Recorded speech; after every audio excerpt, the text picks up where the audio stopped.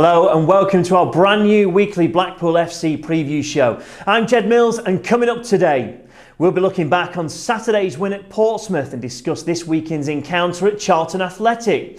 We'll get the views from head coach Neil Critchley ahead of the game at the Valley. There's Jordan Gabriel on his time so far with the Seasiders. Plus, former Blackpool man Ludo Sylvestre reflects on his time in Tangerine. Well, joining me in the studio today is the man who scored this goal 10 years ago this week.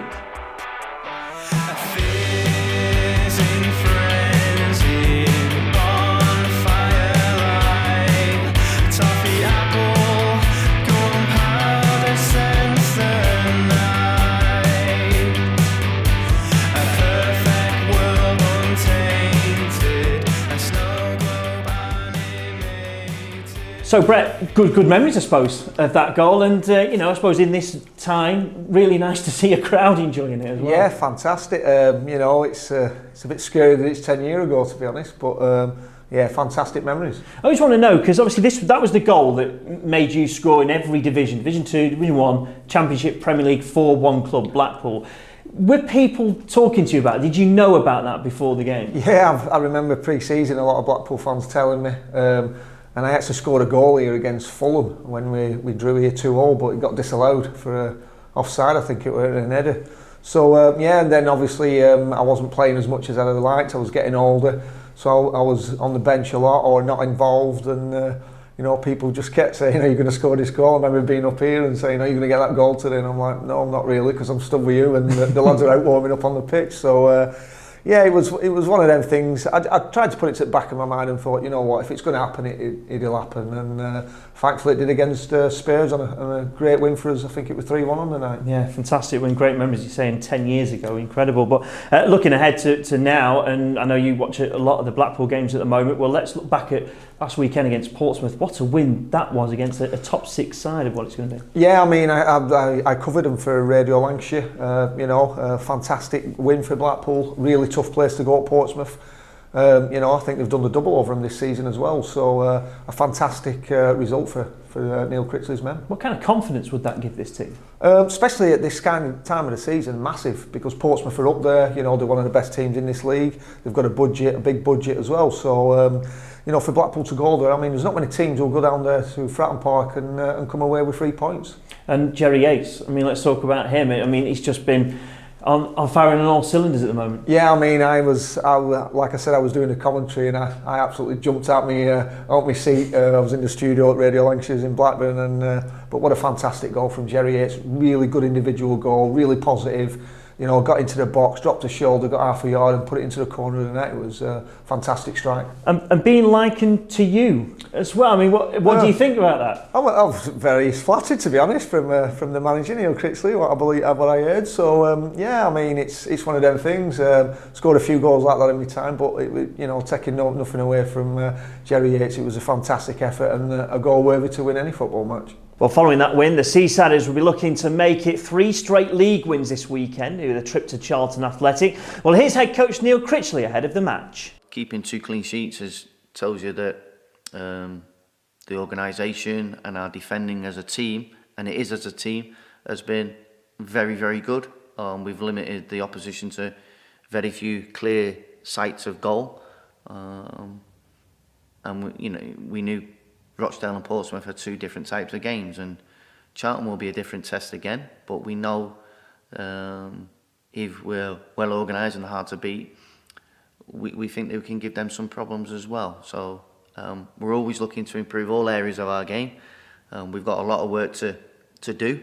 We don't get a lot of time to do it in between games, so some of our learning does come within the game, but that's not a bad thing either. So we're going to get plenty of opportunities to do that between now and the end of the season.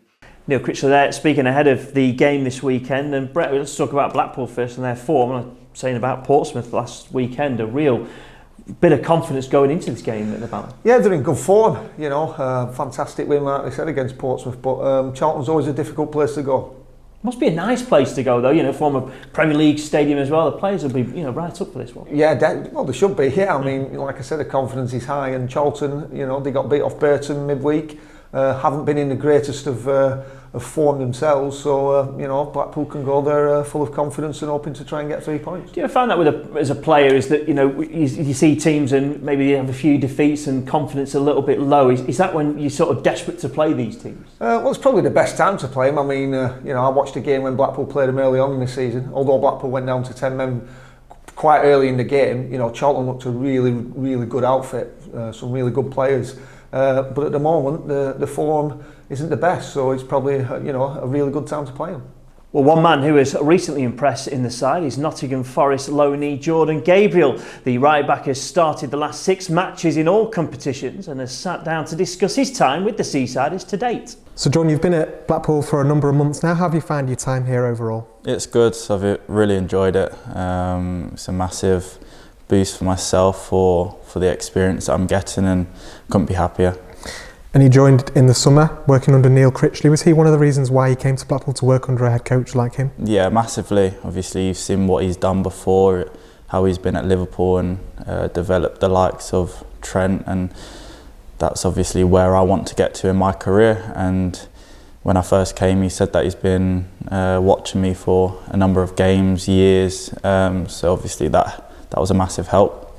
And you've been involved a lot in the team lately. Are you enjoying that and think that your form is progressing as each game passes? Yeah, no, of course. I enjoy playing, and that's the main thing to do as a player. And obviously the more games that you're getting, the confidence grows, and obviously like I said, I'm enjoying playing football, so I'm happy. And this season in particular is much busier than other ones because of all the ramifications of COVID. Is that easy as a player dealing with, say, a losing run, bouncing back quickly, or if you're on a good winning run, then keeping that momentum going? How have you found the season so far? Yeah, no, it's interesting. Like you said, it's just non-stop now, Tuesday, Saturday games, and like you said, it's hard to take defeats, but obviously when you've got so many games coming up, you've just got to think about the next game and then move on. So that's how we've kind of dealt with things. And a lot of clean sheets recently. As a defender, you must be really pleased with the effort that you guys are putting in. Yeah, no, of course, that's the best thing as defenders, keeping a clean sheet, and obviously we keep a clean sheet, then we're halfway there to getting the 3 points, so that's massive for us.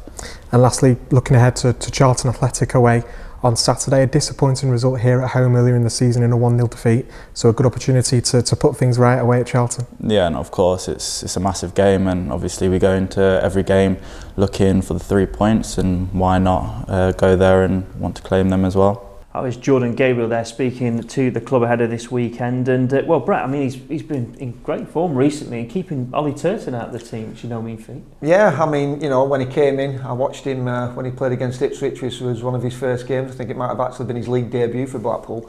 And, you know, he didn't have the best of games. But ever since then, you know, he's gone from strength to strength, and his form has been absolutely superb. Yeah, well, how difficult can it be, you know, being a loanee coming into a club and really sort of stamping your authority? Well, it can be, and it can be a bit nervous because obviously he's a young lad and he comes out to a club that, you know, he doesn't know, but he's settled in very well. I mean, he's one of them. He's got fantastic pace as well. So when you've got him on the right, and when you've got CJ Hamilton on that right side, you know, I feel sorry for any left back or left-sided player because they're both absolutely rapid. Must be good though for Neil Critchley though to it's competition for places, isn't it? And you know, if he doesn't quite perform, you got Ollie Turton and vice versa. Yeah, I mean, you know, Ollie Turton I think has been one of the most consistent players at Blackpool, especially in the last couple of years, especially since I've been watching him anyway, and he's a fantastic defender.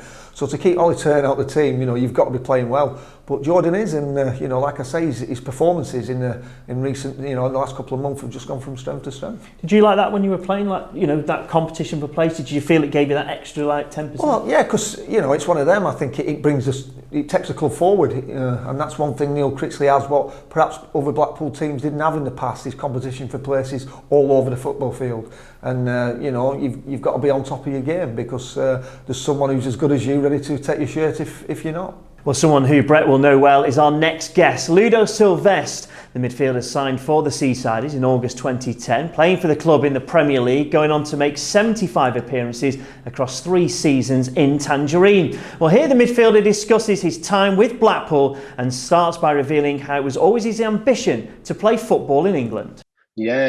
Always been a dream, you know, to come to play in England, especially, you know, in the Premier League at the time when I was there. So yeah, it was a dream coming true for me to come and play for Blackpool. He signed probably, 2 or 3 days before the Premier League season was Yeah. starting, and then you Yeah. come on in that game at Wigan when the team win 4-0. You come on as a substitute. It was a great Yeah. start to the season. Yeah, of course. You know, it was like quite fast, you know. So my club said to me, "Hey, look, like Blackpool, like wants you." I was like, yeah, I want to go. And say, okay. So, you know, the time that I moved all my things and stuff. So I came in England, and like, yeah, 1 or 2 days after, well, we traveled to Wigan.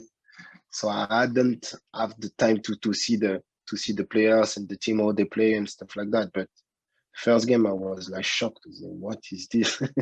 You know, and, yeah, we won 4-0, and it was like, wow, such a good players, and I was so happy. You mentioned that. How easy was it to sort of adapt to the English game? Because you didn't play lots of games that season, but there was such a settled side, and you have sort of Keith Southern, David Vaughan, Charlie Adam. It was a tough midfield to break into. Yeah, exactly. We have like some players that play for the clubs, I don't know, like 2-3 years in the past, and they know each other very well, and they had a great season the season before. So yeah, it wasn't easy, but I don't know. I felt okay, you know. They helped me at the time, you know. Even my English wasn't that good, and I was as well with Elliot, and many English guys, you know, helped me a lot, like to adapt myself in the league. Even the manager helped me. So for me, it was okay. I was in the bench, but I understood, because you have like 3 good midfielders as well, and you know, I had my time to adapt and stuff like that. So it was okay for me. Just happy to be here, you know. You spoke about the passion of the supporters. How much did you love the relationship and how they took you to their hearts, and obviously always chanting your name? How special was that? Yeah, for me, it was always unbelievable, because I didn't expect, you know, that the fans made like a song for me, and I was always so happy to hear all the fans when even I touched the ball, you know. It wasn't something like really big, but I knew that they quite like me a lot. So I don't know. It's always special for me when I came into the pitch and I was playing. It was always something that I knew that they're gonna sing a song for me, and I was happy about it. Yeah, that was Ludo Sylvestre, teammate of yours, Brett. How was he as a person, first of all, Ludo, coming into the team? Oh, he's a great, fantastic lad. You know, he came in with Elliot, and you know, from France. So I suppose he didn't, like he said, he didn't really know what to expect. But a fantastic lad. You know, he's fit in with the lads straight away. But as a player as well, he was unbelievable. You know, he didn't really get a good run that first season because we had an established team. So it was very, very hard for anyone to come in and break into that team. But you know, he's just one of them players. He just never gave the ball away. Even in training, you couldn't get a ball off him. And we knew he was real quality. And you know, he went on to prove that. But I mean, he played one of the games he played in. I remember is the Aston Villa game, with the controversy when he and all the way made so many changes, and we got beat that night. But he absolutely run the show. You know, from midfield, he was the best player on the park by a mile, and I just loved you know, lining up in teams with him, whether it was in the first team or in the reserve, because you know, I just loved playing with quality players, and he certainly was that. Saying his English wasn't any good really at the start. What was your French like? Was it with you? Well, you know, I could count to 15, so you know, I could ask him if he wanted a brew, how many sugars. But yeah. He's just a real quality player, and I mean, you know, he'd been to Barcelona, you know, and you could tell why he'd been at Barcelona, because. Did you ask him questions about that? You know, because he'd been there. Was it a case of like, what was it like and stuff? Yeah, I mean, the lads used to ask him all the time and stuff, you know, and I think he might have actually played with Messi, if my memory serves me well. It's been a long time, but.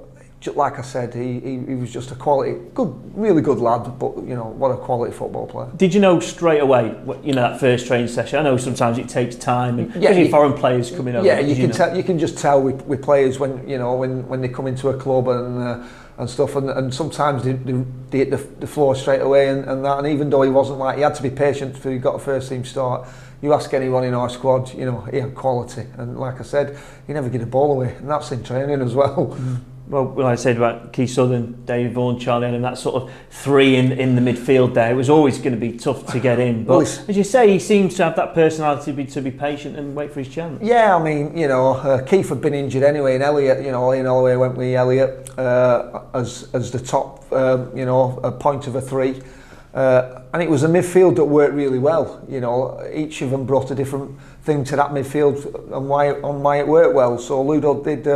He had to be very patient. As did a few others, you know, who first came in. But you know, genuinely quality players, and every time he played, you know, he never let the team down. Well, you can catch that full in-depth interview with Ludo Sylvestre on the club's YouTube channel. That's from Monday. Now, it's not just the first team that has been in good form recently. The Seasiders under-18s are flying in the North West Youth Alliance, winning 11 consecutive matches. Well, this week, young professional Rob Apter picked up the LFE Goal of the Month award for January with this strike against Preston North End.